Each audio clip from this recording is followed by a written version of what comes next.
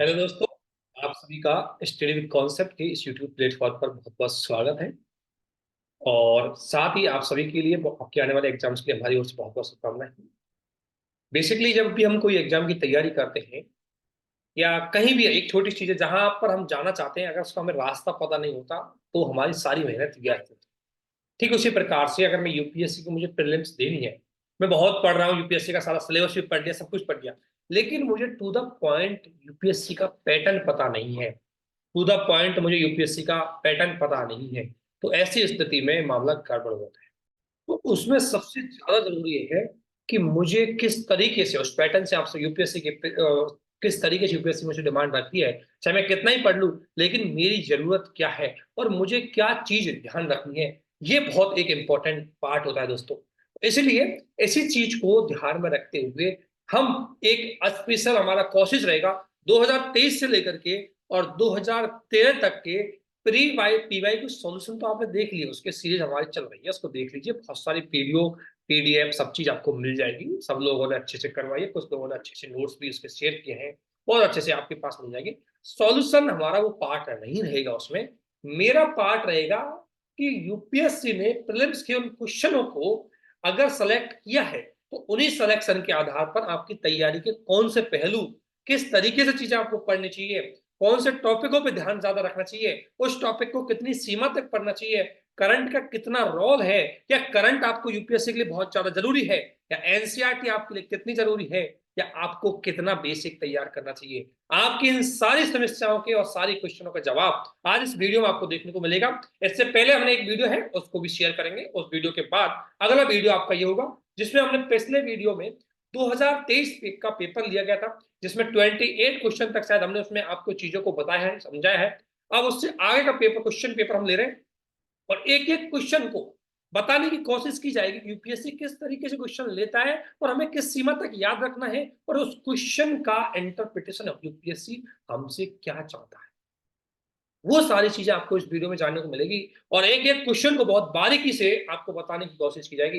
इसलिए प्लीज आपको जरूर जुड़े रहना है और इस वीडियो को ज्यादा से ज्यादा शेयर करें, ताकि देखो सॉल्यूशन आपको सब जगह मिल जाएगा, लेकिन टू द पॉइंट एनालिसिस करने की प्रक्रिया आपको बहुत आसानी से नहीं मिल जाएगी।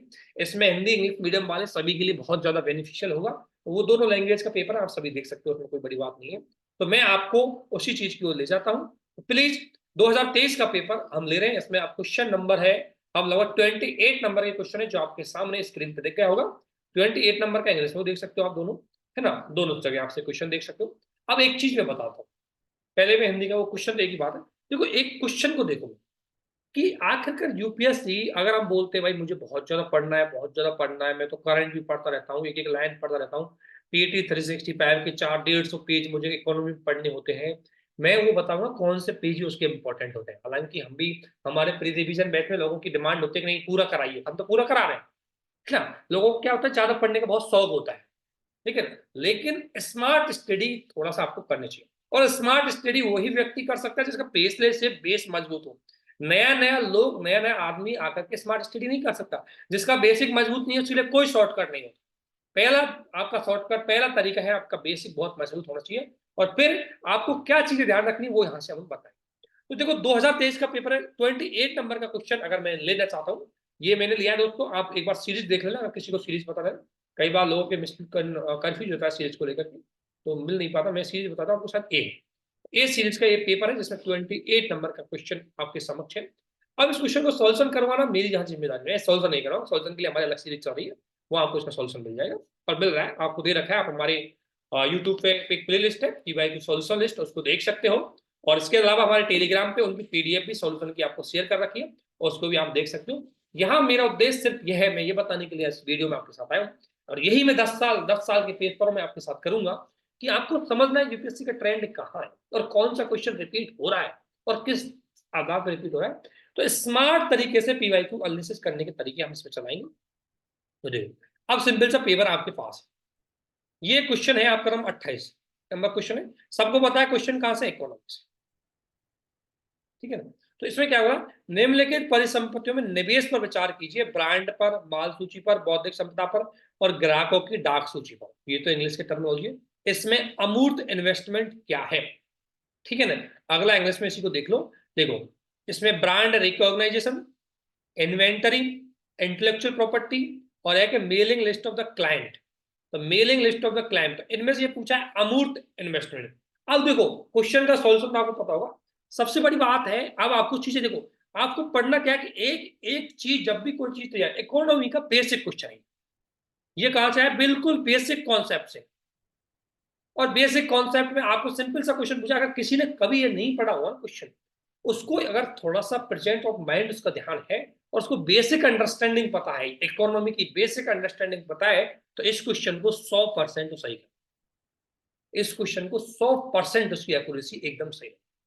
अब इसमें क्या है, एक तो आपको असेट के बारे में पता होना चाहिए कि असेट क्या होती है, ठीक है ना। तो इकोनॉमी में एक तो आपको हर की टर्म का मतलब पता होना चाहिए, दूसरा इन्वेस्टमेंट का मतलब पता होना चाहिए, इन्वेस्टमेंट क्या होता है, ठीक है ना। इन्वेस्टमेंट पता होना चाहिए इन्वेस्टमेंट क्या है। और तीसरा ब्रांड पहचान, देखिए की टर्म है ये just it is the key term, कि भाई ब्रांड आइडेंटिफिकेशन है, ब्रांड रिकॉग्नाइजेशन, किसी कंपनी के लिए कौन सा इन्वेस्टमेंट होगा। इन्वेस्टमेंट का मतलब जिसके बदले उसे रिटर्न मिलता हो, दैट इज द पॉइंट, ठीक है ना। इसी प्रकार मेल लिस्ट कच्चा माल की लिस्ट हुई, बौद्धिक संपदा जो आपके इंटेलेक्चुअल प्रॉपर्टी राइट्स होते हैं, और ग्राहकों की डाक सूची। तो इसमें ऐसी कौन सी चीज अमूर्त, अमूर्त का मतलब जो दिखाई नहीं देती लेकिन इफेक्टिव होती है, इनविजिबल होती है लेकिन उनका इन्फ्लुएंस होता है, ऐसे इनविजिबल इन्वेस्टमेंट कौन से हैं। तो इनविजिबल इन्वेस्टमेंट का मतलब पता होना चाहिए, देखो इसका मतलब पता होना चाहिए ये क्या है। बस इसमें कहीं पर भी करंट का एक भी शब्द सा, और ये अगर आप पढ़ोगे ना, अगर किसी ने इकोनॉमी पढ़ी होगी ना, तो उसको इतना जरूर पता होगा कि अमूर्त इन्वेस्टमेंट क्या होता है। जस्ट अगर सच में आपने थोड़ी सी बेसिक इकोनॉमी पढ़ी है, अगर नहीं पढ़ी तो क्लास 11th और क्लास 12th की यदि आपने एनसीईआरटी भी पढ़ी है, तो वहां भी आपको अमूर्त इन्वेस्टमेंट का मतलब। तो दोस्तों एनसीईआरटी अगर आपने पढ़ी है या किसी के बेसिक नोट्स भी आपने पढ़े, तो इसका पूरा पता होगा आपसे। तो सिंपल सा अमूर्त इन्वेस्टमेंट वाला ऐसा रिटर्न, ऐसा इन्वेस्टमेंट जो दिखाई नहीं देता उसको करते उसका उनका इंटरेस्ट आता है। अब जैसे ब्रांड, अब ब्रांड तो दिखाई नहीं देती, ब्रांड तो सिर्फ पहचानी जाती है, ब्रांड पहचानी जाती है, वो दिखती नहीं है कहीं पर किसी कंपनी की, तो ये भी अमूर्त इन्वेस्टमेंट है। अब माल सूची, कच्चा माल तो दिखता है, देखो it is not the part of the अमूर्त इन्वेस्टमेंट। आईपीआर, आईपीआर दोस्तों अमूर्त है, क्योंकि आईपीआर दिखता नहीं, वो केवल फील किया जाता है कि इसको इंटेलेक्चुअल प्रॉपर्टी राइट मिला हुआ है बस। और एक ग्राहक, तो ये दो तो इसमें वो है आपके, ये अमूर्त हो गए। अब ग्राहकों की डाक सूची, देखो ध्यान रखना, जो आपके कस्टमर कस्टमर क्लाइंट होते हैं, क्लाइंट होते हैं कस्टमर क्लाइंट, कस्टमर क्लाइंटों की अगर किसी के पास डेटा है, तो वो भी उस तरह का एक अमूर्त इन्वेस्टमेंट, वो भी दिखाई नहीं, ठीक है ना। ग्राहकों की बात नहीं हो रही है, ग्राहकों की लिस्ट की बात हो रही है, क्लाइंट्स की लिस्ट की बात हो रही है। उस तरीके, अगर आपको की टर्म पता है और आपको अगर किसी को मान लो अमूर्त इन्वेस्टमेंट का मतलब ही पता नहीं, तो क्वेश्चन कभी सही नहीं, ठीक है ना। तो पहला काम, जो भी कैंडिडेट इकोनॉमी पढ़ना चाहता है, जिसको इकोनॉमी में दिक्कत आ रही है, नंबर कम आ रहे हैं, उससे मेरी पहली रिक्वेस्ट है कि बेसिक कॉन्सेप्ट वाले कीवर्ड जरूर पढ़ लें, और इसको पढ़ना है 11th और 12th की एनसीईआरटी बहुत अच्छे से कवर की गई, या आपको एक क्लास नोट्स में लिस्टेड। यहाँ क्वेश्चन बेसिक से मैं समझना चाह रहा हूँ, जो क्वेश्चन बेसिक है, करंट नहीं है, और किस तरीके से यूपीएससी इस क्वेश्चन को पूछने के पीछे उसका ये उद्देश्य नहीं है कि रटे, कि मेरे कैंडिडेट को नॉलेज होनी पड़, मतलब याद होना चाहिए कि अमूर्त इन्वेस्टमेंट की लिस्ट कौन कौन सी है। उसका ये उद्देश्य कभी नहीं होता कि अमूर्त इन्वेस्टमेंट की लिस्ट याद होनी चाहिए मेरे उस एस्पायरेंट को। उसका उद्देश्य होता है कि बेसिकली उसको कितनी बेसिक नॉलेज, क्या जानता है। जैसे ये अगर मान लो ये ग्लास दिख रहा है, तो ये मूर्त है अमूर्त है उसकी अगर उसको पता होना चाहिए, ठीक है ना। अगर ये ग्लास के अंदर अगर कोई पानी है, और पानी में कोई ऐसी चीज जो उस पानी को इन्फ्लुएंस कर रही हो लेकिन दिखाई नहीं दे रही हो, उसका इफेक्ट उस पर पड़ रहा हो, तो उसकी बात अलग है, वो अमूर्त हो जाता है। तो इस क्वेश्चन को पूछने के पीछे ये है कि बेसिक अंडरस्टैंडिंग आपको अगर है, तो इस क्वेश्चन को आप आराम से कर दोगे, इसके लिए कोई याद करने की जरूरत नहीं है, जस्ट कॉन्सेप्चुअल क्वेश्चन आपको पता होना चाहिए। और मैं ये जानता हूं अगर जिसने भी इकोनॉमी पढ़ी होगी, उसको अमूर्त इन्वेस्टमेंट का मतलब तो पता हो। तो की टर्म से क्वेश्चन, की वर्ड ऑफ द इकोनॉमी की आपको पता होना चाहिए। अगला क्वेश्चन देखिए, 29 का question, it is not the current affair. लोग बोलते हैं करंट, ये कोई करंट अफेयर, ये बेसिक है। और बेसिक क्या है, जब हम फाइनेंस कमीशन पढ़ते हैं, फाइनेंस कमीशन पढ़ते हैं आर्टिकल 280 के अंदर, तो अभी 15वां वित्त आयोग, तो उसमें किस आधार पर स्टेट के बीच में टैक्स का बंटवारा होता है, वहां से क्वेश्चन है बस, सिंपल। अगर किसी ने फाइनेंस कमीशन को पढ़ा है और उसमें टैक्स राज्यों के बीच में कर वितरण सिस्टम को पढ़ा है, वहीं से बेसिक क्वेश्चन आया है। और हम क्या पढ़ते हैं, हमारी आदत क्या होगी, हम फाइनेंसिंग कमीशन के आर्टिकल को देखेंगे, उसके स्ट्रक्चर को देखेंगे, उसके करंट में जाने क्या क्या कहानी रहती है उस पर ही रटे रहेंगे, लेकिन उसका मेन एम क्या है, distribution of the tax, allocation of the tax, उसका क्या क्राइटेरिया है। एज ए एडमिनिस्ट्रेटिव हमें पता होना चाहिए कि किसी राज्य को टैक्स मिलता है तो किन आधार पर मिलता है, वो राज्य कौन सा अच्छा काम करे उसको ज्यादा टैक्स मिल जाए। इसलिए उस क्वेश्चन को यूपीएससी ने उसी पैटर्न से सेलेक्ट किया, जो कहीं ना कहीं प्रैक्टिकल जुड़ा रहता है। इस ये ऐसा क्वेश्चन जो प्रैक्टिकल जुड़ा रहता है, यूपीएससी के क्वेश्चनों की खास बात होती है, जो कहीं ना कहीं आपकी प्रैक्टिकल लाइफ में, यही ना कहीं आपके प्रैक्टिकल एडमिनिस्ट्रेटिव लाइफ में काम आते हैं, उन्हीं क्वेश्चनों को पूछता है। उसको लोगों को ज्ञानी नहीं बनाना है, उसको लोगों को अनुभव बताना है, सिखाना है कि क्या चीज आपको बेसिकली पता होनी चाहिए। तो ये क्वेश्चन बिल्कुल बेसिक वहीं से कवर किया गया है। बाकी आप चाहे कुछ भी करते रहिए, कुछ भी कहानी बनाते रहिए, उसमें कोई दिक्कत नहीं है। लेकिन अगर मान लो मैं फाइनेंस कमीशन पढ़ा हूं, एक चीज इसमें खास बात है, अगर आप फाइनेंस कमीशन पढ़ाए तो ये चीज ध्यान रखना कि उसके बारे में सारी जानकारी बहुत अच्छे से कवर करनी। ऐसा नहीं कि वित्त आयोग पढ़ लिया, उसका स्ट्रक्चर पढ़ लिया, उसके 4 कार्य पढ़ लिए, लेकिन हमने कभी ये नहीं पढ़ा कि राज्यों के बीच में करों का वितरण कैसे करता है, तो आप इस क्वेश्चन को नहीं कर पाओ। तो मेरा एक चीज और है कि आपको सिंपल सा, कि अगर आपने वित्त आयोग, मैं ये कह रहा हूं अगर 10 भी टॉपिक पढ़े, मान लो एक वित्त आयोग भी पढ़ा है, तो वित्त आयोग की पूरी जन्म कुंडली खोल डालो, इसकी बेसिक चीजें सारी पढ़ डालो, ताकि आपका क्वेश्चन कभी गलत ना हो। बस करंट में क्या चल रहा है ये आपके माइंड में रहना चाहिए। मैंने कहा करंट से बिल्कुल इग्नोर हो, करंट में क्या चल रहा है इसका माइंड में रहना चाहिए, लेकिन उसका बेसिक जरूर पता होना चाहिए। तो वित्त आयोग के बारे में सिंपल सा क्वेश्चन पूछा है, और ये 100% मैं आपसे बोलता हूँ, 15 वित्त आयोग 2020 में आया है, क्वेश्चन 2023 में आया है, और 15 वित्त आयोग की रिकमेंडेशन बहुत पहले आ सकती है। तो ये बहुत कोई नया क्वेश्चन नहीं था, ये करंट अफेयर क्वेश्चन नहीं था बिल्कुल। अब देखो 30 नंबर का क्वेश्चन है। देखो एक चीज आप यूपीएससी की अगर चीजों को करोगे, तो यूपीएससी आजकल जो क्वेश्चन पूछेगा वो इको फ्रेंडली पूछेगा। इको फ्रेंडली, और इको फ्रेंडली का दूसरा होगा सस्टेनेबल। तो अब आप एनवायरनमेंट में पढ़ो ना, तो एनवायरनमेंट का बेसिक जरूर पढ़ लो, लेकिन एनवायरनमेंट की ऐसी चीजों पर ध्यान मत दो जो आपके सस्टेनेबल डेवलप, अब आप सस्टेनेबल डेवलपमेंट वाली चीजों पे ज्यादा ओरिएंटेड होना है। आपको जो भी चीज पढ़नी है उसको आपको इको फ्रेंडली जोड़ के पढ़ना है। जैसे बेसिक स्ट्रक्चर पढ़ रहे हो आप, जैसे बेसिक इंफ्रास्ट्रक्चर आपका, अगर हम मैं पढ़ूं, आपका इंफ्रास्ट्रक्चर पढ़ रहे हो आप, तो इंफ्रास्ट्रक्चर को पढ़ने के लिए आपको अब किस चीज पे फोकस करना है, इको फ्रेंडली चीजों पे। तो वही यहां से पूछा गया है कि उपरयुक्त में से कितने यूएनओपीएस आधारित संरचना और नवाचार में धान्य निवेश पहल, sustainable investment in infrastructure and innovation में अपने निवेशों को ध्यान केंद्रित करता है, उपरोक्त में से कितनों पर। तो ये कहा गया कि कौन कौन इसके अंतर्गत कौन कौन पे हम इन्वेस्टमेंट लेते हैं। तो देखो अब मैं आपको बताता हूं, S3I ये पहल आपकी पता है ये करंट के 2 सालों से चल रही थी, ठीक है ना। लेकिन करंट में एक खास बात आपको ध्यान रखना, एक चीज नजर रखनी है, करंट में यूपीएससी उस क्वेश्चन को पूछता है, पहली बात तो, जिस क्वेश्चन की चर्चा बहुत ज्यादा हो चुकी है, बहुत ज्यादा।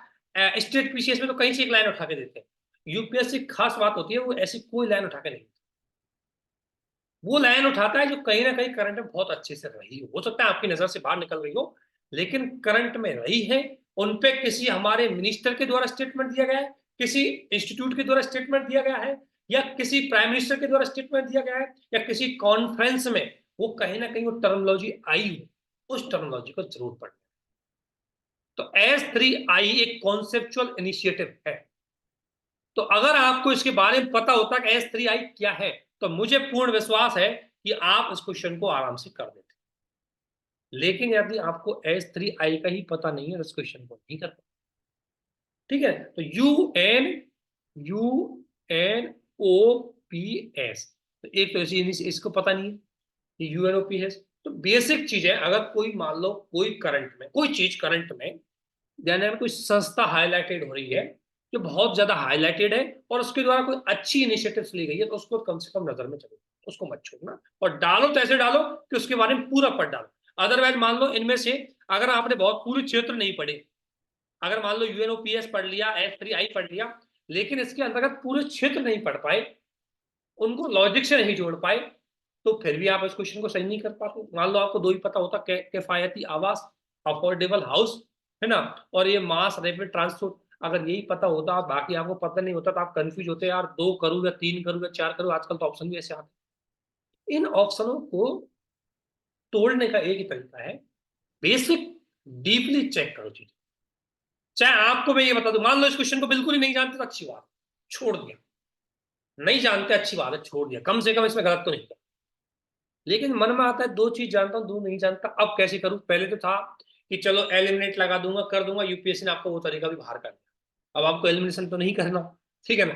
अब आपको मैं बताता हूँ, अब आपको एलिमिनेशन तो होने वाला भी नहीं आपसे। तो अब आपका डीपली कोई भी टॉपिक पढ़ो, मैं ये कहूंगा, देखो पहले बात तो मेरे एड्रेस है कि आपको टॉपिक फाइंड आउट करना है, पढ़ना कौन सा है, और दूसरी उसकी जड़ तक पढ़ जाओ, उसमें ऑप्शन मत छोड़ो कोई शॉर्टकट, तब आपके नंबर अच्छे आएंगे, कोई आपको फेल नहीं कर सकता। मैं ये कह रहा हूं कि हो सकता है कि 80 में से 20 क्वेश्चन आपको अननोन लगे, 20 क्वेश्चनों के बारे में आपको कुछ भी पता नहीं है, वो अच्छी बात है। लेकिन 80 के बारे में, 80 में से 50 के बारे में आपको डीप एनालिसिस है, तो आपको प्री फेल होने से कोई नहीं रोक, मतलब पास होने से, सॉरी, प्री पास होने से कोई नहीं रोक सकता, ठीक है ना। तो उस तरीके से अगर आप चलाओगे तब आपके अच्छे, मैं फिर कहता हूँ वही कैंडिडेट फुल कॉन्फिडेंस रहते हैं जिनकी तैयारी बहुत स्ट्रेट होती है, अदरवाइज तो प्री के रिजल्ट तक वेट करते हैं। तो अब हम यहाँ पढ़ेंगे कुछ, अब इतनी इनिशिएटिव आती है भाई, इतनी इनिशिएटिव में से आपको शॉर्ट लिस्टेड करनी है, कुछ तो रिस्क उठानी पड़ेगी। इतनी योजना आती है, यूपीएससी पिछले 5 सालों से योजनाओं में क्वेश्चन पूछ नहीं था, तो आपका ज्यादा वेस्टेज ऑफ टाइम नहीं करना है। अगर कोई योजना आई है तो उसमें कोई नया की टर्म आया है, नया कीवर्ड आया, नया कॉन्सेप्ट आया, उसको जरूर याद रखना है, लेकिन उस योजना के बारे में ज्यादा ज्ञान नहीं है। और रिस्क है, मैं नहीं कह रहा कि आज हो सकता है, आ भी सकते हैं। आप देखो 31 से आए पॉलिटी के क्वेश्चन, और देखो पॉलिटी में इतने ज्यादा हम करंट में घुसे रहते हैं, इतनी ज्यादा टेंशन इतनी ज्यादा रहती है हमें, और हमें लगता है कि मैं जिन लोगों से हमारा प्री रिवीजन बैच में जुड़ा हूं, मैं फिर कहना चाहता हूँ, या जो लोग हमारे इस वीडियो को देखेंगे उनसे भी कह सकता हूँ कि देखो टू द पॉइंट, अगर आपने बहुत अच्छे से प्री के बेसिक को पढ़ा है, मतलब पॉलिटी को, ये क्वेश्चन गलत नहीं होना चाहिए, 15 में से 15 सही होना चाहिए। इस तरीके से तैयारी होगी ना तो 3 सब्जेक्ट आपको पास करवा देंगे। लेकिन हमारी गलती क्या होती है, पढ़ेंगे 8-6 सब्जेक्टों को और ऊपर ऊपर से पढ़ें, जिनमें क्वेश्चन तो लगेगा सभी नॉन है, लेकिन करेंगे तो सभी गलत हो जाए। इसलिए रिस्क रखो कि मेरे दोस्त ने, पड़ोसी ने चाहे 6 सब्जेक्ट पढ़ रखे हो, लेकिन मुझे यदि 4 सब्जेक्ट पढ़ने, मैं फिर कह रहा हूं, एनवायरमेंट, पॉलिटी, इकोनॉमी, ठीक है ना, और एक आप ज्योग्राफी भी पढ़ लो या हिस्ट्री भी पढ़ लो, अगर मान लो बाकी आपसे नहीं पढ़ी जाती, मान लो किसी के पास समय नहीं है, बाकी नहीं, लेकिन इन चारों को बहुत धांसू पढ़ना पड़ेगा, ये चार भी आपको पास करवा के निकालोगे। हालांकि पढ़ने की कोशिश पूरी की करना, मैं बता रहा हूँ।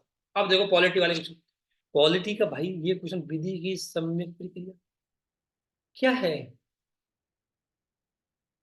कीवर्ड बिल्कुल बेसिक का, देयर नो करंट अफेयर्स, है ना, बिल्कुल बेसिक। तो मुझे क्या सीखा यहाँ से कि मुझे पॉलिटी में भी कीवर्ड्स पे ध्यान देना है, कॉन्सेप्ट पे ध्यान देना है, कीवर्ड के बारे में समझना है, कीवर्ड कहां तक जा सकता है उसका मतलब वो भी मुझे समझना है, तभी जाकर के मैं आंसर कर पाऊंगा, अदरवाइज नहीं। ठीक है, दूसरा अगला क्वेश्चन 32, देखो दो स्टेटमेंट है इसमें, स्टेटमेंट तो ये तो कथन है, ऊपर वाला एक कारण हो जाएगा। भारत में दैनंदिन जेल प्रशासन के लिए जेलों का अनुरक्षण राज्य सरकारें अपने नियमों और विनियमों से करती है। भारत में जेल का नियंत्रण जेल अधिनियम 1894 द्वारा किया जाता है, जिससे जेल का विषय स्पष्ट रूप से प्रांतीय सरकारों के नियंत्रण में रहा है। ठीक है, अब बात आ रही, क्योंकि देखो मैं आपको बताता हूँ, पिछले साल कुछ जेलों के बारे में बातें ज्यादा चली, तो एक तो चीज ये ध्यान रखने की, खबरों में कौन सी चीज ज्यादा है। अब आजकल ईडी सीबीआई, तो डायरेक्ट ईडी सीबीआई से क्वेश्चन यूपीएससी पूछेगा। यूपीएससी जो क्वेश्चन पूछेगा ना, वो पूछेगा आरपी एक्ट से, जो कि चुनाव आयोग, जो अगर किसी वर्किंग सीएम को, वर्किंग मेंबर को अगर अरेस्ट किया जाता है, कौन सा रूल लागू होता है, वो ईडी सीबीआई के बारे में नहीं पूछे। उसकी एक ट्रेंड होती है, करंट में चलता कुछ और रहेगा, उसी से जुड़ी हुई चीज के दूसरे पार्ट से क्वेश्चन पूछे, ठीक है। तो जेल से, अब जेल का क्वेश्चन नहीं पूछेगा, जेल का पता, जेल से, अब देखो सही बताऊं मैं, तो ये अगर आप पढ़ोगे ना तो ये बेसिक क्वेश्चन है।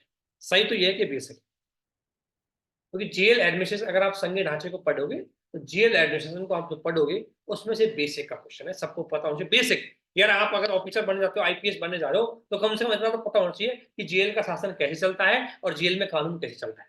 इतना तो कम से कम आपको पता होना चाहिए, इतना तो आपको कम से कम पता होना चाहिए। तो ये वो क्वेश्चन देखो, आप तो जेल में भी 50 चीज होती है, उन्होंने ये तो पूछ नहीं आपसे। जेल के भी 50 एक्ट होते हैं, वो तो पूछ नहीं आपसे। ठीक है, जेल के 50 नियम होते हैं, वो तो पूछा नहीं। यहाँ सिंपल सा क्वेश्चन पूछा है जो कि यूपीएससी एक्सपेक्टेड कर रही है कि यार आपको थोड़ा सा प्रशासन के बारे में नॉलेज पहुंचे कि जेल प्रशासन चलता कैसे। तो ये बेसिक बेसिक नॉलेज वाला क्वेश्चन है। अगर आप किसी यूपीएससी की तैयारी ना करने वाले से भी पूछेंगे कि भाई कैसे चलता है, तो भी बता देगा कैसे। ठीक है, ये क्वेश्चन को देखिए। अगला 35 है, देखो। निम्नलिखित में से कौन सा एक कथन किसी देश के संविधान के मुख्य प्रयोजन का सर्वोत्तम रूप से, अब देखो, अब ये क्वेश्चन किसी जाके पढ़ लो, लक्ष्मीकांत मिल जाए तो गारंटी। ठीक है, अगर कोई पढ़ना चाह रहा है, बोलता है कि लक्ष्मीकांत पढ़ लिया, कोई किताब पढ़ ली, कोई स्टैंडर्ड बुक पढ़ लो, उसमें मिल जाए तो गारंटी इस क्वेश्चन। ये क्वेश्चन कहां से है? ये क्वेश्चन एनसीईआरटी में, ठीक है ना? कहां से? एनसीईआरटी। और एनसीईआरटी क्लास 11, क्लास 11 की एनसीईआरटी। या अगर मैं संविधान के बारे में पढ़ रहा हूं तो मुझे संविधान का बेसिक कॉन्सेप्ट पता होना चाहिए। तो संविधान का मेन प्रयोजन क्या है, कोई संविधान क्यों आता है, संविधान का मेन उद्देश्य क्या है। तो संविधान के 50 उद्देश्य हो सकते हैं, लेकिन सबसे बेस्ट उद्देश्य होता है कि संविधान सरकार की शक्तियों को परिभाषित और सीमाबद्ध कर। पहला काम तो है। अगर 11th क्लास की एनसीईआरटी का पहला टॉप पेज पढ़ोगे और उसमें से पढ़ोगे कि संविधान का कार्य क्या है, उसमें पहला कार्य आएगा, संविधान का एक कार्य होता है कि सरकार की शक्तियों को डिफाइन करो और सरकार की शक्तियों को लिमिट करो। वहां से क्वेश्चन आया, किसी किताब की दम नहीं जो क्वेश्चन को निकाल। तो भाई बेसिक कॉन्सेप्ट से क्वेश्चन आया, हम पढ़ते जा रहे हैं, रखते जा रहे हैं। अब बोलेंगे, अब देखो मान लो, देखो जिसको अच्छा कॉन्सेप्ट है वो तो अगर लक्ष्मीकांत में पढ़ ले काम चलेगा, लेकिन ये ऊपर के दोनों क्वेश्चन, मैं ये नहीं कह रहा किसी किताब को ब्लेम नहीं कर रहा, मैं ये कह रहा हूँ कि आपको पढ़ना एक्चुअली में कहां पर जाता है। लक्ष्मीकांत बहुत सपोर्टिव किताब रहती है प्री के लिए, लेकिन इस ट्रेंड को समझते हुए आपको ओरिएंटेड कहाँ होना है, ओरिएंटेड कहाँ होना है, कहाँ चीजें पढ़नी है। क्योंकि भाई उस समय गया कि एलिमिनेशन से प्री निकाल दोगे, अब आपको पता होना चाहिए आंसर का। और पता करने के लिए 100% आंसर रटे नहीं जाते, आपको अनुमान लगाना पड़ता है बहुत सारे क्वेश्चनों में। बहुत सारे क्वेश्चनों में आपको बेसिक पढ़ना पड़ता है। तो ये बेसिक का क्वेश्चन है, तीनों क्वेश्चन बेसिक के हैं जो आपको पॉलिटी में देख रहे हैं दोस्तों। देखो अगला पॉलिटी, 34 नंबर क्वेश्चन। भारत में निम्नलिखित में से किस संविधान संशोधन की व्यापक रूप से माना जाता है कि मूल अधिकारों की न्यायिक व्याख्या को अधिभूत करने के लिए अधिनियमित किया गया है? ध्यान रखना, इंग्लिश में पढ़ लो भाई, टर्मिनोलॉजी हिंदी में तो मेरी भी कम समझ में। In India, which of the one following constitutional amendments are widely believed to enact or overcome of the judicial interpretation of the fundamental? यानी कि फंडामेंटल राइट के जो इंटरप्रिटेशन है उसमें जुडिशियली इंटरप्रिटेशन से बाहर निकले जो एक्ट बनाए, वो कौन सा एक्ट है, कौन सा अमेंडमेंट है? तो इसका आंसर भी मैं ये कहूंगा कि किसी किताब में मिल सकता है, एनसीईआरटी में जरूर। बिल्कुल बेसिक फर्स्ट अमेंडमेंट है, आप सभी जानते हो। अगर देखो बहुत सारी चीजें हमें कहानी से पता होता है, कहानी में बताता हूँ। ए के गोपालन की कहानी सुनी होगी, मद्रास सरकार से का गोपालन था। उससे पहले कहानी हो रही, मद्रास सरकार ने एसटी एससी और वहां की कुछ महिलाओं के लिए रिजर्वेशन कुछ विशेष सुविधाएं दी, उसके अगेंस्ट में सुप्रीम कोर्ट में एक केस चला गया। और उस केस में बोला कि आर्टिकल 14 के अंतर्गत जब सभी को बराबर अधिकार दिया जा रहा है, तो ये महिलाओं के लिए विशेष अधिकार क्यों कर रहे हैं, क्यों एसटी एससी को छात्रवृत्ति की प्रोविजन कर रहे हैं, इसका मतलब आर्टिकल 14 का उल्लंघन है।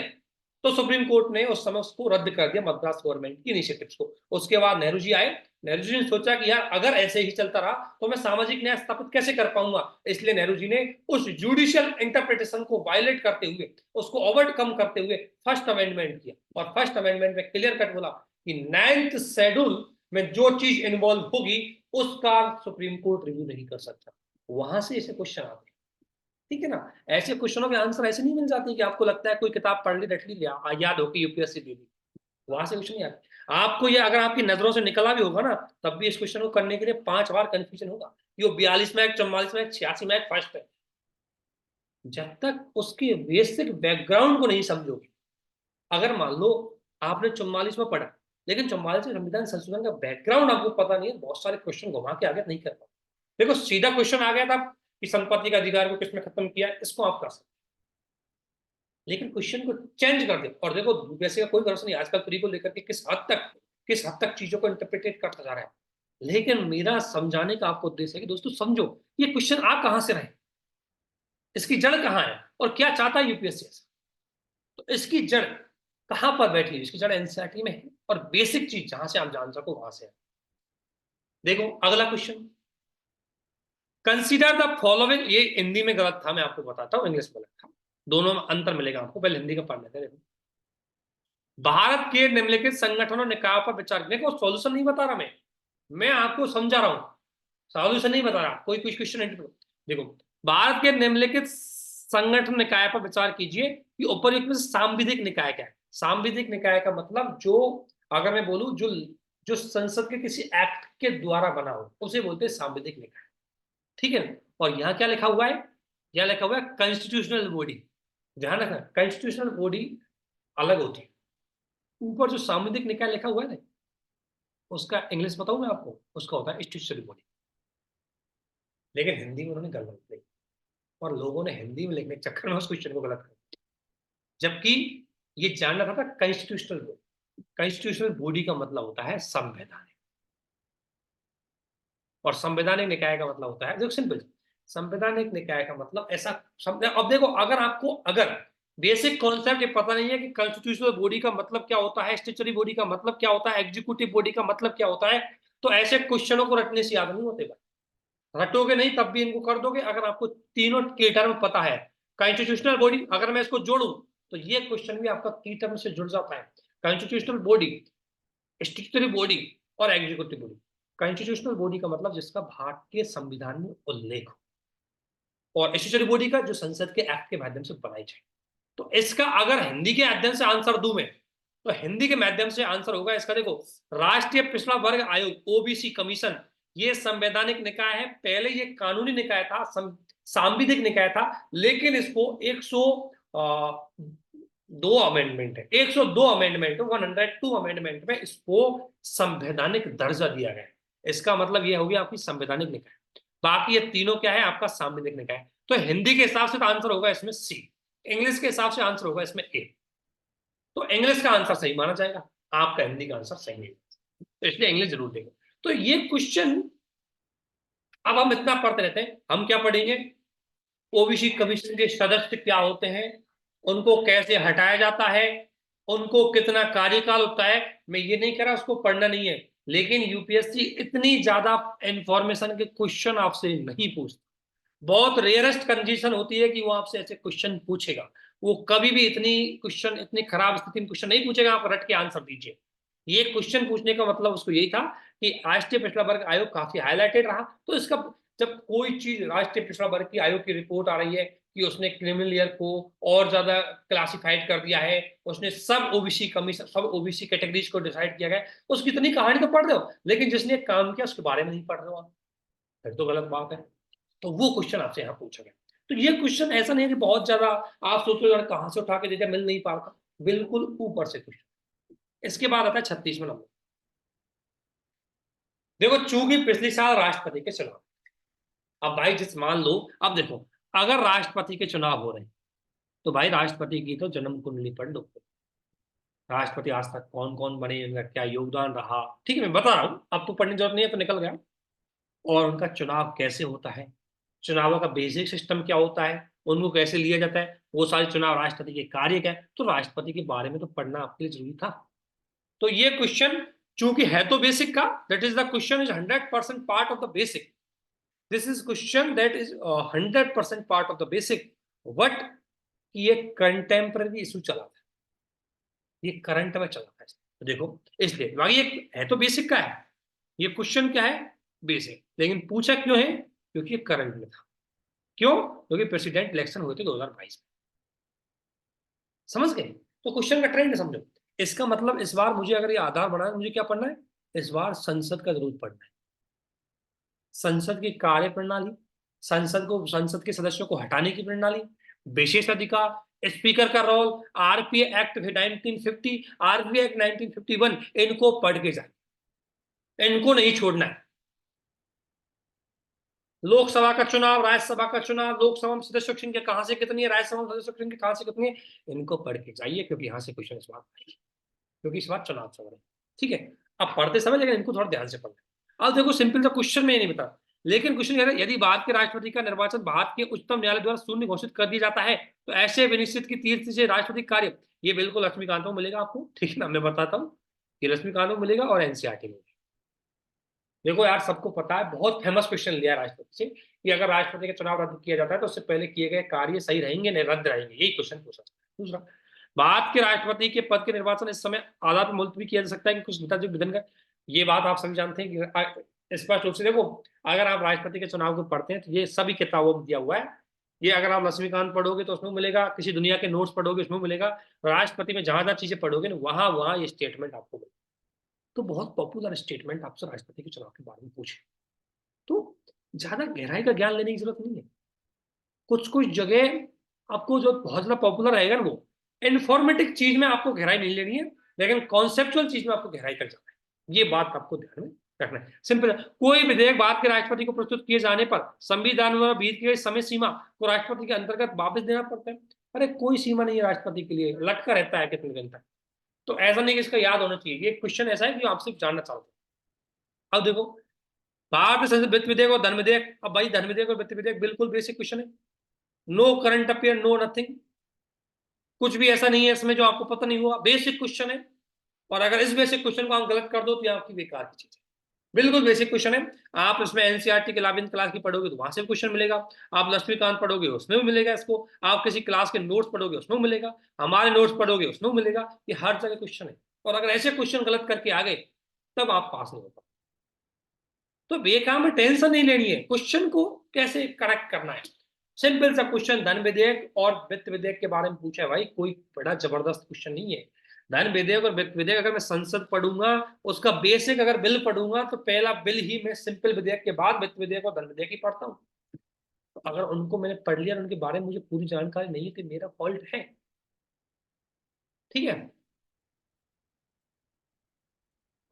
अब देखो, एक बार यदि केंद्र सरकार के क्षेत्र को समुदाय प्रारक्षित देखो समुदाय प्रारक्षित, यानी कि इसका इंग्लिश में जाइए, इंग्लिश जाइए, कम्युनिटी रिजर्व है ना, उसमें हिंदी में मेरे को समझ में आया था, कम्युनिटी रिजर्व ये क्या है, की टर्म है, की टर्म है, कॉन्सेप्ट है, नो करंट अफेयर। देख लो, अब आप मुझे बताओ, अब तक मैं जितना क्वेश्चन आपको बताए 28 से लेकर के 38 तक, एक क्वेश्चन में मैंने बोला है वो करंट अफेयर का था, S13 वाला जो भी था, SI3, लेकिन उसके अलावा एक भी क्वेश्चन आपको करंट अफेयर नहीं है। तो ये क्वेश्चन में community reserve is not part of the current affair, ये फॉरेस्ट राइट एक्ट 2006 में से क्वेश्चन है आप। तो कम्युनिटी रिजर्व बिल्कुल बेसिक क्वेश्चन है। अब कम्युनिटी रिजर्व क्या होता है, इसका कैसे एडमिनिस्ट्रेशन चलाया जाता है, इससे क्या क्या एरिया होते हैं, क्या क्या लिमिटेशन है, ये तो पूरा पढ़ लेना चाहिए। जैसे नेशनल पार्क के बारे में पूरी इंफॉर्मेशन पता होनी चाहिए कि कैसे, हम ये तो पढ़ लेंगे कितने नेशनल पार्क है, लेकिन ये नहीं पढ़ेंगे नेशनल पार्क का क्राइटेरिया क्या है। तो यूपीएससी ये नहीं पूछेगा कितने नेशनल पार्क है, वो पूछेगा नेशनल पार्क का क्राइटेरिया क्या है भाई, पहले तो ये बताओ। वो ये नहीं पूछेगा कम्युनिटी रिजर्व इंडिया में कितने हैं, वो बोल रहा है पहले कम्युनिटी रिजर्व होते क्या है, ये तो पता होना चाहिए तुम्हें, वो नंबर तुम्हें बाद में पूछूंगा। तो कम्युनिटी रिजर्व का question just simple, community reserve क्या है, ये भी कीवर्ड का क्वेश्चन, की टर्म की कॉन्सेप्ट बोल सकते हैं इसको। तो कहाँ हम सोचते हैं कि यार कहाँ से आ रहे क्वेश्चन, हमें लगता है यार क्या क्या पढ़ना चाहिए, कितना पढ़ना चाहिए। भाई बिल्कुल अपना एक क्राइटेरिया फिक्स होना चाहिए कि मुझे इन चीजों को ध्यान रखना है। मैं इकोनॉमी में कोई करंट अफेयर में कोई की टर्म आया है, पॉलिटी में करंट अफेयर में कोई की टर्म आया है, पॉलिटी में कोई नया कॉन्सेप्ट आया है जो फेमस है, पॉपुलर है, उसको मुझे जरूर पता होना चाहिए। बाकी कुछ इन्फॉर्मेशन पता नहीं छोड़। अब देखो, अनुसूचित क्षेत्र पूछ लिया, अब देखो कम्युनिटी रिजर्व, इसमें कोई ज्यादा अंतर नहीं है। भाई सिक्स शेड्यूल तो पढ़ी होगी सबने, फिफ्थ एंड सिक्स शेड्यूल, तो बताओ इसको, ये कोई करंट अफेयर का था नहीं, फिफ्थ और सिक्स शेड्यूल तो 1950 से जुड़ी हुई संविधान में, बिल्कुल बेसिक है। मैंने क्या कहा, यूपीएससी पूछती बेसिक में से, करंट अफेयर सिर्फ इसलिए काम आती है कि आपको पता रहे कि कौन सा पॉइंट करंट अफेयर में चल रहा था, उस पॉइंट को बेसिक से पढ़ लो मेरे भाई। इसलिए करंट अफेयर पढ़ते हैं हम, करंट अफेयर के क्वेश्चन ज्यादा आते नहीं है प्री में। ठीक है, ये भी बेसिक का क्वेश्चन है। और हम चले जाते हैं, इसलिए अगर करंट अफेयर की कोई इन्फॉर्मेशन आपको याद भी नहीं हो रही तो इतना ध्यान रखना है कि भाई यार ये करंट अफेयर में टॉपिक है, मुझे इसका बेसिक को पढ़ना है, इसके बेसिक को तो मुझे पढ़ के जाना है, ये छूट जा लाइन करंट अफेयर की मुझे जरूरत नहीं है, पहले इसका बेसिक जरूरी है। तो जब आप अपनी नोट्स की तरीके बनाओ, जब आप रिवीजन कर रहे हो तो लिस्ट बनाओ आपके टॉपिक, बेसिक के टॉपिकों के, और उसमें से आगे लिखो कि ये टॉपिक करंट अफेयर में है, मुझे इनको तो अच्छे से पढ़ना है। जैसे अगर मैं पॉलिटी की बात करूं दोस्तों, तो इस बार संसद को पढ़ना है, संसद बिल्कुल करंट अफेयर में रहा है, इस बार संसद की पूरी कार्य प्रणाली को पढ़ना है, संसद में इलेक्शन पद्धति को, इलेक्शन प्रक्रिया को बहुत अच्छे से आपको पढ़ना है। इसके अलावा अगर तीसरी बात करूं, आपकी संवैधानिक संस्थाओं के बारे में पढ़ना है, क्योंकि ईडी और सीबीआई के क्वेश्चन तो यूपीएससी पूछेगा नहीं आपसे, लेकिन इलेक्शन कमीशन का क्वेश्चन पूछेगा, कैग का क्वेश्चन, कोई संवैधानिक संस्था सुप्रीम कोर्ट के बारे में पूछ सकता है। तो करंट में कौन, सुप्रीम कोर्ट आजकल बहुत ज्यादा हाईलाइटेड रहा है, करंट में सुप्रीम कोर्ट क्वेश्चन पूछ, इलेक्ट्रोल बॉन्ड का क्वेश्चन तो इलेक्शन सिस्टम का पूछ सकता है पूरा। तो बेसिक के आगे आपको हाईलाइटेड लगाना है कौन सा करंट अफेयर में है, कौन सा। अगले क्वेश्चन आप बात करें, देखो 40 नंबर का बेसिक क्वेश्चन है, it is the only part of basic. Basic article 16(4) और आर्टिकल 335, आर्टिकल 64 को रिवर्स किया गया आर्टिकल 335 में, कि अगर आप 16(4) के अंतर्गत रिजर्वेशन देते हो तो उससे प्रशासनिक दक्षता प्रभावित नहीं होगी चाहिए। यानी कि रिजर्वेशन ऐसा मत दे दो कि एडमिनिस्ट्रेटिव सिस्टम गड़बड़ा जाए, वहां ऐसे लोग पहुंच जाए जो सक्षम नहीं है, ऐसा रिजर्वेशन नहीं देना है। इसको आर्टिकल 335 में लिखा गया है। तो कहाँ है इसमें करंट अफेयर, इतना करंट अफेयर के पीछे। अब आते हैं हिस्ट्री। हिस्ट्री के क्वेश्चन देखो आप, 41 से आपका हिस्ट्री का सवाल चालू है। अब हिस्ट्री के क्वेश्चनों को मैं आपको फिर बता देता हूँ। हम इतनी किताब पढ़ने के लिए, देखो मैं आपको बोल रहा हूँ इतनी किताब पढ़ोगे, नोट पढ़ोगे, भाई कुछ नहीं पढ़ना है। पहले तो आप छठी, सातवीं, आठवीं और 12वीं, ये 4 एनसीईआरटी पढ़ लो। मैं फिर कह रहा हूँ हिस्ट्री के 15 में से 10 सवाल आपके सही हो जाए अगर ये 4 पढ़िए, और उसके बाद आपने जो पहले पढ़ रखा है उसका रिवीजन करो। लेकिन ये एनसीईआरटी पढ़िए, और एनसीईआरटी में पढ़ना क्या है, एनसीईआरटी में बहुत सारे पेज होते हैं, हर चीज थोड़ी याद करनी है। एनसीईआरटी में पहला ये क्वेश्चन क्या है, महासांदिग्धिकों के अधीन एक प्रमुख बौद्ध केंद्र, यानी एक तो जगह, यानी कि जो है हिस्टोरिकल जगह जो फेमस रही वो हिस्टोरिकल, तो ये हिस्टोरिकल जगह पूछिए इसमें से। और नाम क्या है उसका, धान्य कटक। धान्य कटक एक हिस्टोरिकल जगह है। कहाँ, 7वीं क्लास की एनसीईआरटी इसमें है, ये मिल जाएगा।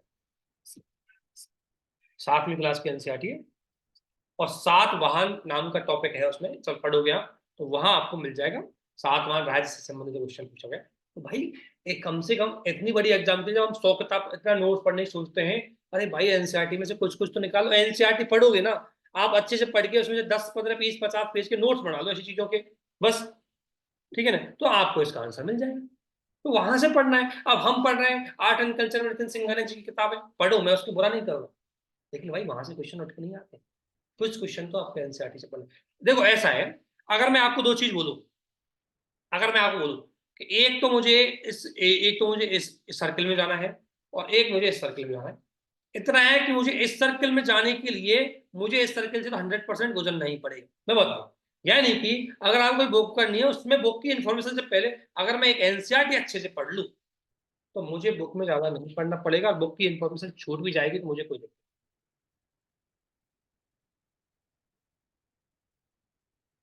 देखो अब यार बौद्ध स्तूप की संकल्पना एनसीईआरटी का क्वेश्चन है, ठीक है ना, छठी क्लास की एनसीईआरटी हिस्ट्री की, उसमें से पूछा गया डायरेक्टली।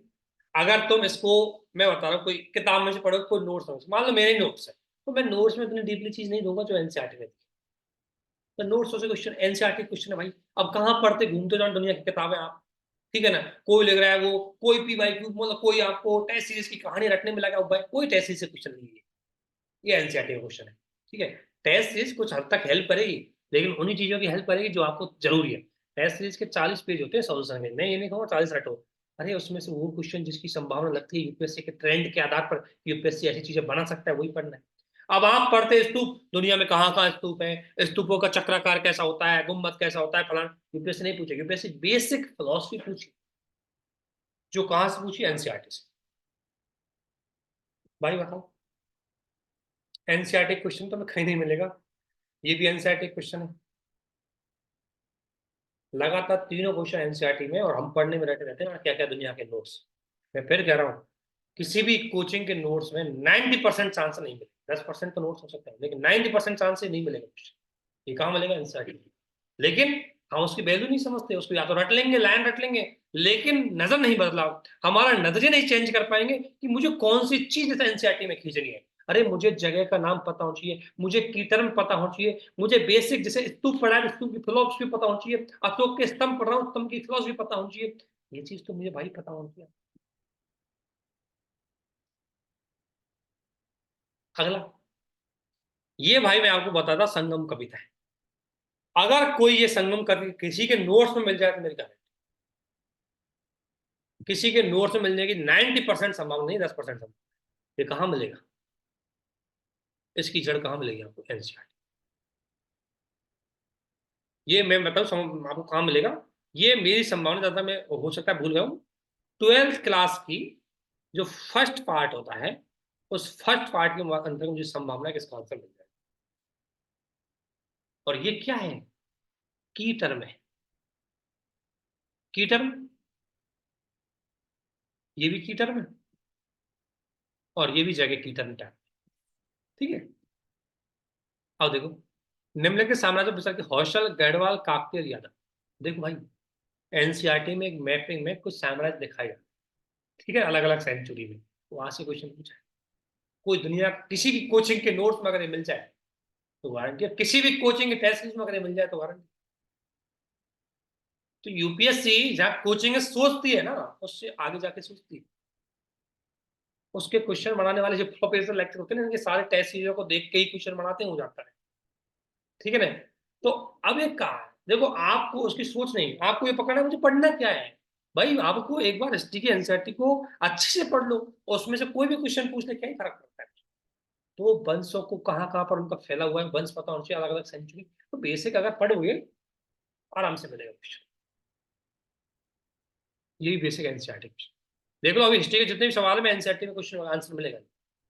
अगला, ये देखो, किताबों के बारे में पूछा है। देखो किताबों के बारे में आप लोगों ने पढ़ा होगा, लेकिन मैं फिर बता देता हूँ। ये प्राचीन भारत की इतिहास की किताब है। ये आपको मैं बताऊँ, हम लोग पार्ट फर्स्ट, 12th क्लास की जो पार्ट फर्स्ट है, उसकी एनसीईआरटी में आपको ये मिलता है, वहां से क्वेश्चन आए। अब देखो, ऐसे हजारों किताबें होती हैं, लेकिन ये क्वेश्चन उठाते हैं कहाँ से? ज्यादातर एनसीईआरटी से क्वेश्चन, तो एनसीईआरटी में जो पॉपुलर होती है उसी को पढ़ लेना है। बाकी तो यार रिस्क रहती है। ठीक है ना? तो वहां से क्वेश्चन पूछा है। ठीक है ना? कुछ इसकी एनसीईआरटी में, कुछ थोड़ी सी आपको हेल्प है, लेकिन आपकी एनसीईआरटी हेल्प कर। अब ये देखो, ये लाइन मैं आपको बता देता हूँ, है ना? ये लाइन, ये स्टेटमेंट 7th क्लास की एनसीईआरटी में हूबहू पड़ा हुआ है, बस वहां से कॉपी करके यहाँ लाए गए। तो भाई जिसकी वैल्यू है उसको तो पढ़ते नहीं। अभी तक एक भी ऐसा क्वेश्चन है हिस्ट्री में नहीं है जो आपको किसी दुनिया के नोट्स पढ़ने चाहिए, जिसके लिए आपको दुनिया की किताबें पढ़ने की जरूरत पड़ती है, कम से कम प्रीलिम्स के लिए तो जरूरत नहीं पड़ेगी। और वो पढ़ना है तो पढ़ो मेरे भाई, लेकिन कम से कम वो एनसीईआरटी तो पढ़ लो एक। डायरेक्ट हूबहू उठाया ये 48 नंबर क्वेश्चन डायरेक्ट हूबहू क्वेश्चन उठाया एनसीईआरटी में से, हूबहू, एक लाइन नहीं चेंज करी इसने। कृष्ण देव राय के बारे में बात जो लिखी गई है, ये मिलेगा आपको 11th क्लास की एनसीईआरटी, 12th क्लास की एनसीईआरटी है, 12th की पार्ट 2 में मिलेगा। पार्ट 2 में मिलेगा, क्योंकि कृष्ण देव राय के बारे में सारी उसी में मध्यकालीन में। मेरे भाई डायरेक्ट वहां से क्वेश्चन उठाया। ये भी एनसीईआरटी का है पार्ट फर्स्ट, और ये भी एनसीईआरटी मिल जाएगा पार्ट। तो हिस्ट्री का एक क्वेश्चन, 13 क्वेश्चन 14 क्वेश्चन जो देख रहे हैं, एक क्वेश्चन एनसीईआरटी से। मैं ये नहीं कह रहा कि आप केवल एनसीईआरटी पे डिपेंड रहिए, अरे एनसीईआरटी कम से कम पढ़ो तो सही पहले। प्री पास करने का बहुत बढ़िया तरीका है, 4-5 सेलेक्टेड एनसीईआरटी में फिर रिपीट कर देता हूँ। हिस्ट्री के लिए मैंने बता दी, पॉलिटी के लिए कुछ नहीं जानता था, 11वीं की सिद्धांत और व्यवहार, संविधान की सिद्धांत और व्यवहार एनसीईआरटी को पढ़ लीजिए मेरे भाई, और ज्यादा मत पढ़ लीजिए। ज्योग्राफी के लिए 11th और 12th की पढ़ लीजिए, इकोनॉमी के लिए 11th और 12th की पढ़ लीजिए, और जनरल साइंस या बायोलॉजी वाला पार्ट जिसे हम कई बार एनवायरमेंट का पार्ट मानते हैं, उसके लिए 6ठी 7वीं 8वीं 10वीं तक पढ़ लीजिए। अरे 4 एनसीईआरटी बैठोगे एक वीक में निकाल दोगे इनको। लेकिन जो जरूरत है उस पर ध्यान नहीं देना है, दुनिया ने कोई वीडियो बना दिया उसको रटते जा रहे हो, दुनिया ने कोई चीज सिखा दी उसको रटते जा रहे हो, कोई वीडियो में चमचमाती चीज लेके आ गया, किसी कोचिंग ने जबरदस्त टेस्ट बना दिया, उसमें हमारा वेस्टेज ऑफ टाइम कर देते हो, इसलिए वो लोग फेल नहीं हो जाते। इसलिए सुना होगा आपने, बहुत ज्यादा पढ़ने वाले योग यूपीएससी प्री नहीं कर पाते, और जो लोग कम पढ़ते हो आराम से निकल जाते हैं, क्योंकि उनको पता है पढ़ना क्या है, उनको पता है मुझे पढ़ना क्या है, बाकी दुनिया वैसे ही पढ़ती रहती है। तो भाई सबसे बड़ी गलती जो हम करते हैं इस वीडियो में, मुझे पूर्ण विश्वास है गलती के बारे में आपको पता लग गया होगा कि क्या करना है। आज के इस वीडियो 50 क्वेश्चन तक ही करेंगे हम आपके साथ, लेकिन चीजों को समझने की कोशिश कीजिए कि हम यहाँ बताना क्या चाह रहे हैं, क्या चीजें कोशिश कर रहे हैं।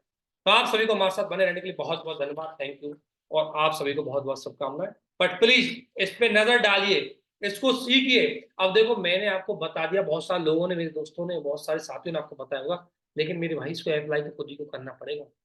ज्ञानी बनने का शौक मत रखिए, ईगो मत रखिए मुझे तो सभी पढ़ना है। यूपीएससी के सामने अच्छे अच्छे धुरंधर खिलाड़ियों की नहीं चलती। अरे यूपीएससी के सामने हमने 3 बार एग्जाम दे लिए, हमारे पास होने के लाले पड़ गए, ठीक है ना। अब रिजल्ट आ रहा है तो हमारे पास होने के लाले पड़ जाते हैं। यूपीएससी के सामने किसी इंटेलिजेंट की नहीं चलती।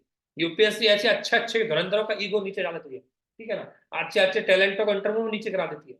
तो इसलिए उसके सामने ईगो की कोई जरूरत नहीं है, आपको आपको बस मेहनत करनी है, ठीक है। और टू द पॉइंट, आपको मेहनत करनी है भाई, ज्यादा कुछ नहीं बता रहा, मैं ये कह रहा हूँ जो 4 एनसीईआरटी जो बताई है इनको तो कम से कम पढ़ लीजिए।